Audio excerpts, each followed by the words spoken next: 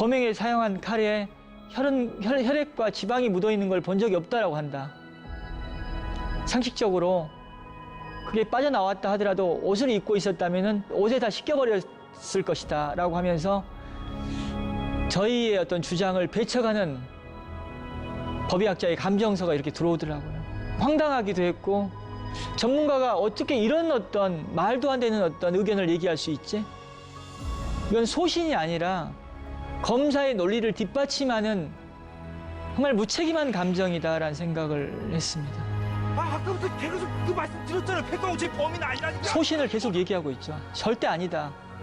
저 수많은 사람들 앞에서, 그리고 동료 형사들 앞에서 제 백광호 손 한번 봐봐. 범인 아니다, 망신당한다라고 소신 얘기하고 있습니다.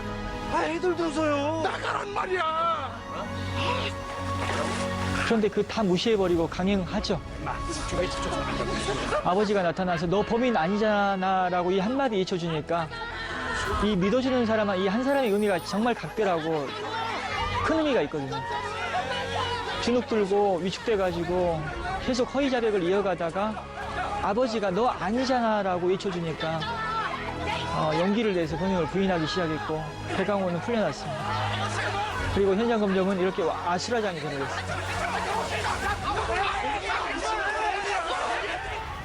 그리고 이분은 과수 전 원장이세요. 서종석 전 원장님이 당시 법의학과 양리학 감정의 문제를 또 지적하고 있습니다.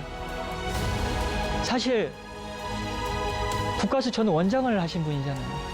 다들 아는 분들이거든요. 아는 분들임에도 불구하고 그 감정이 오류가 있다는 사실을 얘기한다는 것은 대단한 용기와 소신이라고 저는 생각하고 있습니다. 이런 용기와 소신이 더 필요한 사회라고 저는 생각하고 있습니다.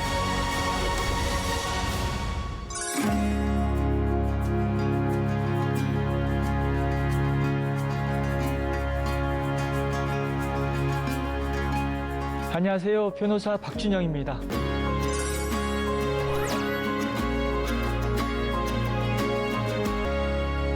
지식과 경험에 대한 겸손, 그리고 때론 소신이 필요한 사회라는 생각을 요즘 자주 하고 있습니다. 목수가 집을 그리는 걸 보고 충격을 받았다고 했습니다. 학교와 교실에서 집을 그리는 걸 배우는 사람들은 대개 지붕부터 그립니다. 저도 지붕부터 그리거든요.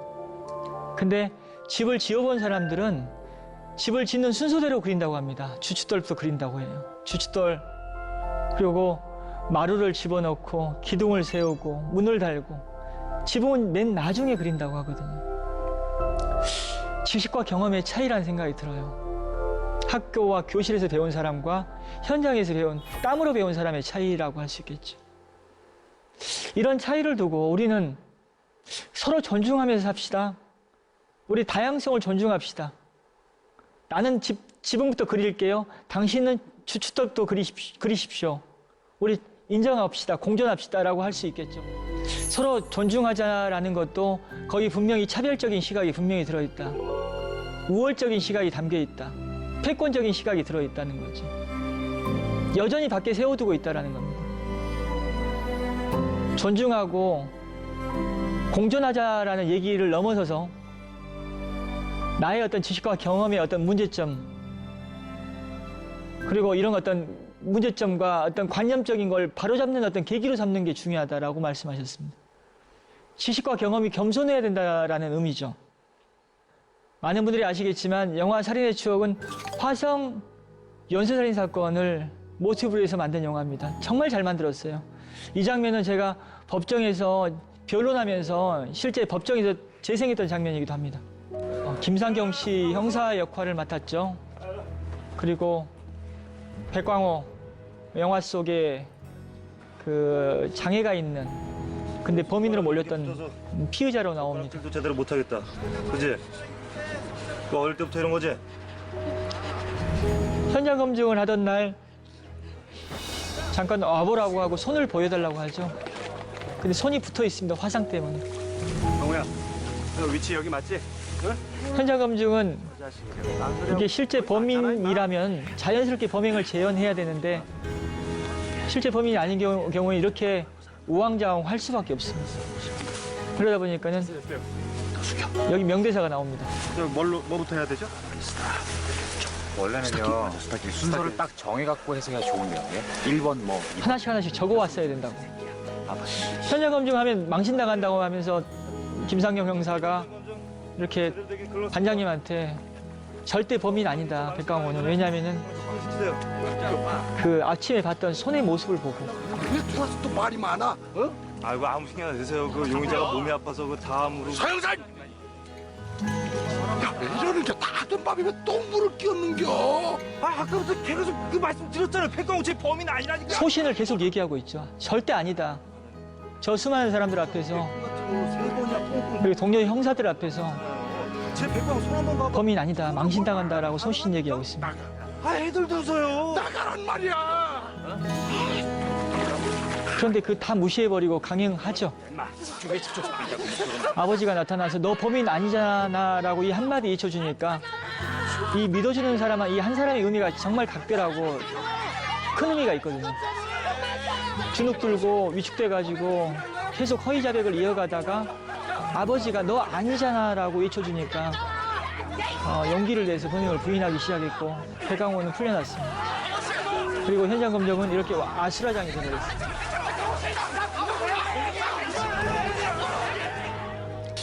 실제 사건에서는 어땠을까? 지난 강연에서 보셨을 것 같은데요.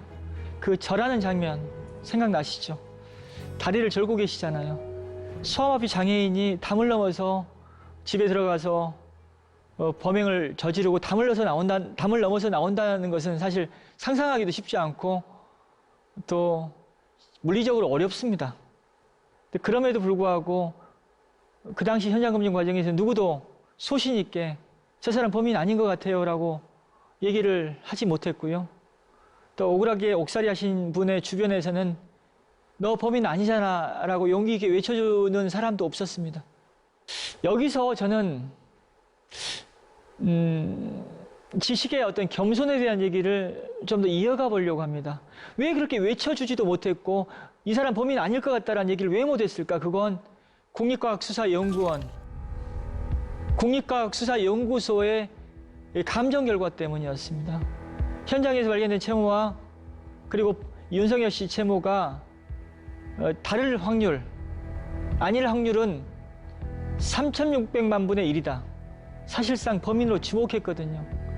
이 감정서를 쓴 그 당시 국가수 직원, 이 사람은 유전자 검사가 도입되기 전에 지문과 혈액 검사가 과학적인 수사 방법이었는데 새로운 과학적인 수사 방법을 발견했다라고 하면서 채모 검사 방식을 얘기했었습니다. 채모에 대해서 채모를 방사선으로 쬐가지고 성분을 분석하면 이걸 아주 유용하게 수사에 활용할 수 있고 굉장히 과학적인 수사 방식이다라고 주장하면서 이렇게 정말 황당한 감정서를 작성했고 제출했습니다. 그 당시에는 아주 획기적인 수사 방식을 개발했다고 칭찬받았지만 이건 그 후에 더 이상 쓰여지지 않은 과학 수사였습니다. 그건 지금은 과학이 아닌 잘못된 과학으로 평가를 받고 있죠. 시식에 대해서 좀 겸손했다면, 욕심이 없었다면, 자만하지 않았다면 이런 엉뚱한 감정서는 안 나왔을 것 같아요. 그리고 안타깝게도 당시에 화성 일대에 살던 비형 남자들이 고생을 많이 했어요. 이춘재가 저지른 그 연쇄살인 사건 현장에서 발견된 증거물의 혈액형을 분석해 보니까 B형이라고 판정을 받았었거든요. 근데 실제 이춘재의 혈액형은 O형입니다. 이 혈액형 검사도 혈액 자체를 검사할 때는 오류가 가능성이 낮지만 이런 모발이나 타액이나 이런 걸 감정했을 때는 오류가 얼마든지 있을 수 있다라고 하는 거예요. 근데 과연 이춘재가 저지른 그 10건이 넘는 살인사건 현장 증거물이 다 B형으로 그 오류가 있었을까? 저는 그렇게 생각 안 합니다. O형으로 분명히 감정된 증거물이 있었을 것 같아요. 근데 이미 B형으로 굳어지는 상황이었기 때문에 O형이라는 얘기를 못하고 그냥 B형으로 계속 왜곡됐을 거라는 생각을 해봅니다. 소신 있는 전문가가 없었다는 거죠. 안타깝게도. 물론 그 소신을 얘기하지 못한 분들을 지금 탓하고 싶은 생각은 없어요. 그 당시에 열악한 수사 환경이라는 게 있고 그걸 얘기했을 때 또 본인이 받을 어떤 불이익이라는 게 분명히 있었을 것이다. 하지만 대단히 아쉬운 부분인 건 사실입니다.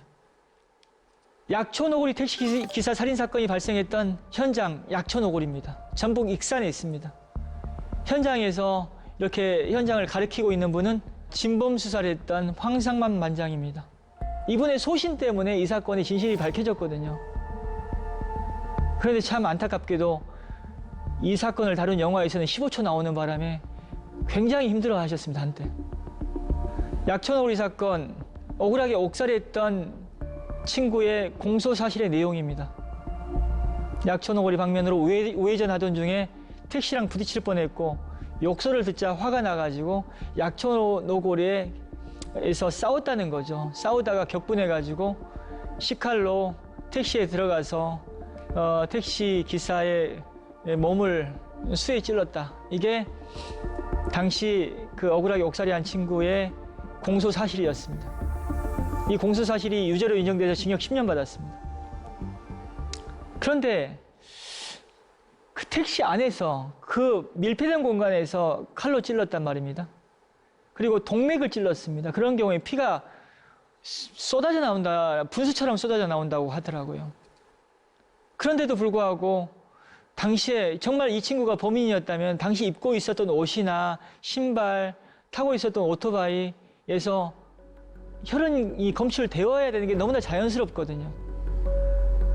그런데 당시에는 이제 자백이 만들어지는 바람에 범행 후에 다 씻어냈다.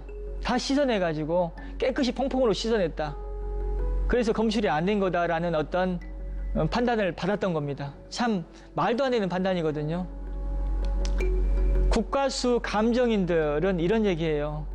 그리고 이 과학수사 이 전문가들을, 법의학자들은 아무리 씻어내도 칼면과 이 손잡이 이 접촉되는 이 부분에 혈흔이 얼마든지 들어갈 수 있고 이건 도저히 씻어낸다고 해서 이건 감출 수 없는 증거다 라고 그렇게 얘기하고 계십니다. 그리고 슬리퍼를 신었다고 한다면은 이 고무 재질이기도 하고 이렇게 구멍이 뚫려 있기 때문에 이 안에 얼마든지 혈액이 침투할 수 있다. 이 또한 씻어서 감출 수 없는 증거다라고 얘기를 하고 있습니다.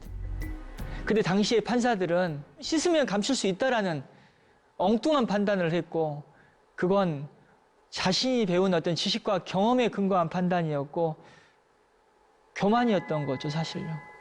겸손했다면 법의학자를 불러가지고 증언을 들었다면 이런 엉뚱한 판단은 안 나왔을 겁니다. 이 사건은 알려져 있다시피 진범이 따로 있는 사건입니다. 진범이 지금 징역 15년 받아서 유죄 판결을 받아서 지금 복역 중에 있는데요.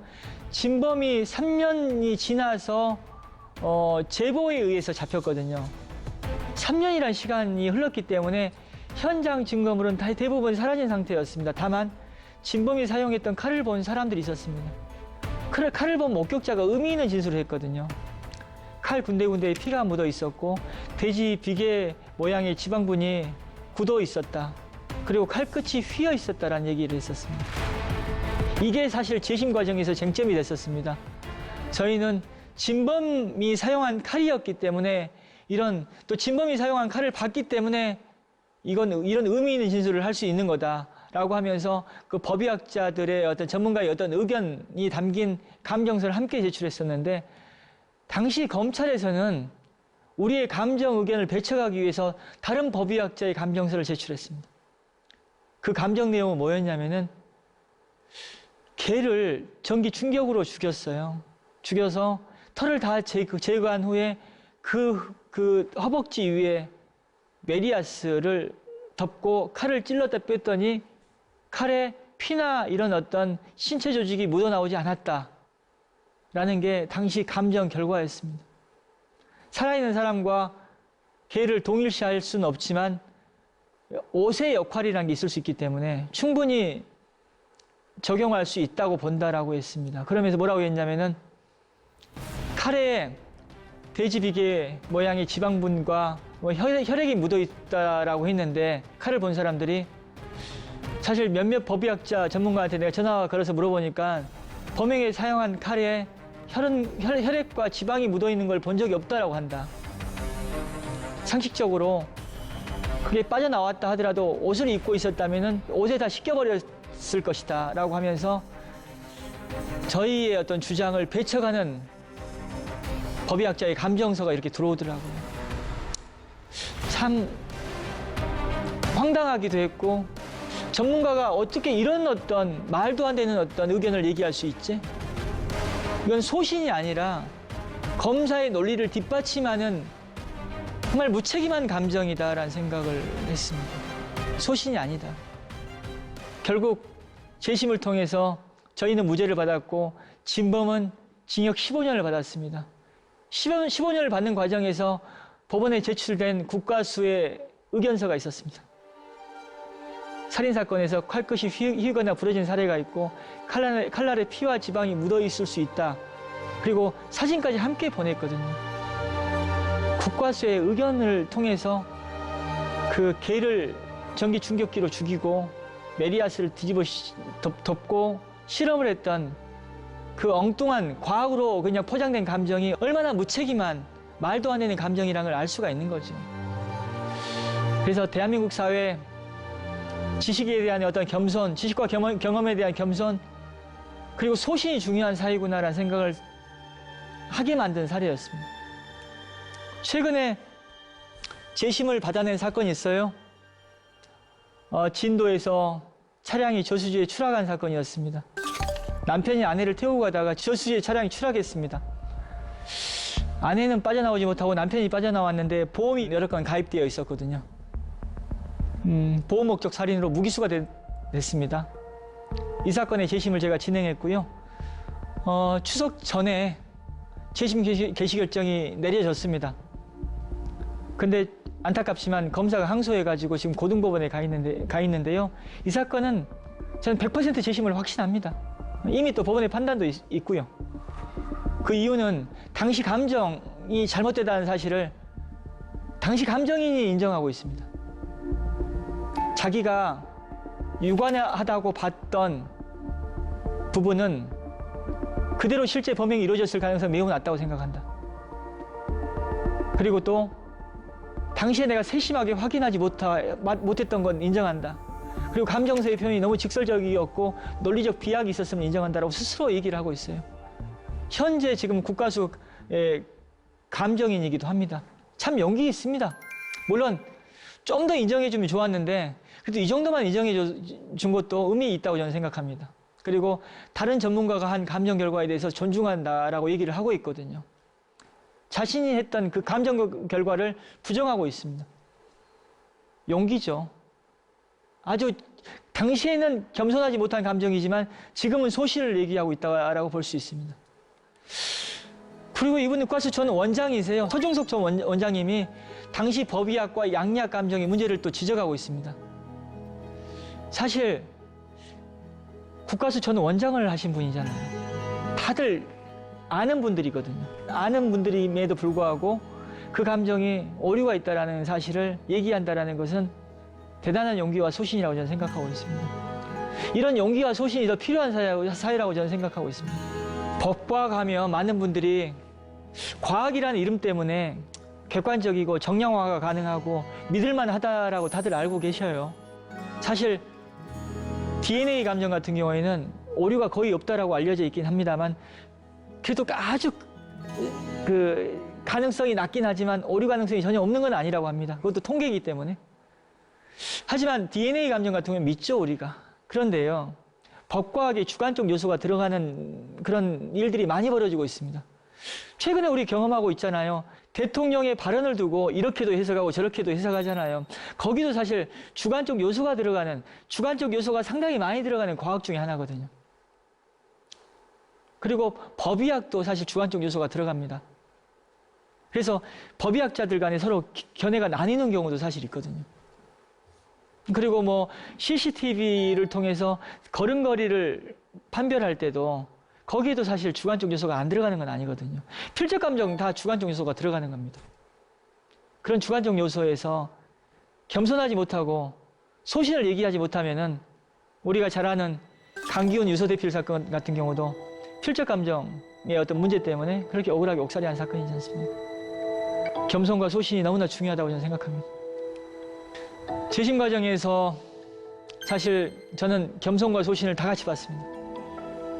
수원 노숙소녀 사건, 저희 첫 재심 사건에서 도와주신 분들이 참 많습니다. 그분들의 얘기를 잘 못했어요, 제가요. 근데 알뜰범잡이라는 프로그램에 가가지고 얘기를 좀 했습니다. 사실 지금은 제가 많이 알려져가지고 도와주시려는 분들이 상당히 많은데요. 한때는 듣보잡 변호사다 보니까, 그리고 또 학벌도 대학을 나오지 않았고 뭐 어떤 특별한 배경이 있는 것도 아니다 보니까 전문가의 도움을 받는 게 너무 어려웠어요. 그러다 보니까 인터넷 통해서 전문가로 알려진 분들한테 메일도 보내고 그렇게 했었습니다. 편지도 쓰기도 하고. 근데 그렇게 메일 보내고 편지를 썼는데도 다들 외면했었어요, 사실요. 하지만 도와주신 분이 있었습니다. 이윤성 서울대 교수입니다. 최근에 정년퇴직하신 걸로 알려져 있는데요. 이분하고는 저는 전혀 관계가 없습니다. 근데 제 메일 받고 문제가 있다라는 걸 확인하시고 법정에 나와서 증언해 주셨습니다. 또 법정에 증언 끝나고 저는 인사도 좀 제대로 못 드렸거든요. 제대로 인사하고 고맙다는 말씀 좀 드리고 싶었는데 그냥 조용히 가져버렸습니다. 이런 분들의 어떤 소신, 그리고 또 그런 소신을 실천하는 모습이 우리 사회의 어떤 희망이라고 저는 생각합니다. 또 국가수 법의학 과장의 도움을 받기도 했어요. 국가수 법의학 과장 김효훈 법의학 과장, 이분 지금 퇴직하셨더라고요. 당시 감정인으로부터 뭔가 추가로 듣고 싶은 게 있었는데 당시 부검이가 미국으로 유학 가 있는 상태였습니다. 이런 경우에는 부검이가 직접 얘기해 줘야 될 사안인 경우에는 다른 감정인들이 개입을 잘 안 하는데 이 법의학 과장 김효훈 과장께서는 그 당시에 도와주셨습니다. 자세히 감정서를 써주셨거든요. 그 감정서가 재심에서 아주 의미 있는 증거가 됐습니다. 근데 이분 얘기를 사실 제가 방송에서 못했습니다. 그게 참 아쉬웠고, 그래서 이런 영상을 통해서 또 얘기할 수 있어서 다행입니다. 꼭 편집이 안 됐으면 좋겠다라는 생각을 해봅니다. 우리 사회에서 지식이 공공재로서 역할을 못하고 있습니다. 대립과 갈등을 해결해주지 못하고 있습니다. 오히려 지식이 악용되고 있기까지 합니다. 뭐 공정하다라고 얘기하고 있지만은 어떤 이해관계나 이익 때문에 자신의 어떤 희망을 얘기하고 있는 경우도 상당히 많습니다. 지식이 다툼을 해결하고 어떤 갈등을 완화시키는 그런 역할을 해야 된다고 저는 생각합니다. 그러려면은 지식의 어떤 겸손, 또 소신, 이게 강조되어야 되는 것 아닌가라는 그런 생각을 합니다. 오늘 드리는 말씀은 저도 앞으로 더 경계하면서 꾸준히 제가 또 늘 새기고 가야 하는 어떤 가치이기도 합니다. 겸손해야 되고 소신이 있어야 된다. 이렇게 마무리하겠습니다.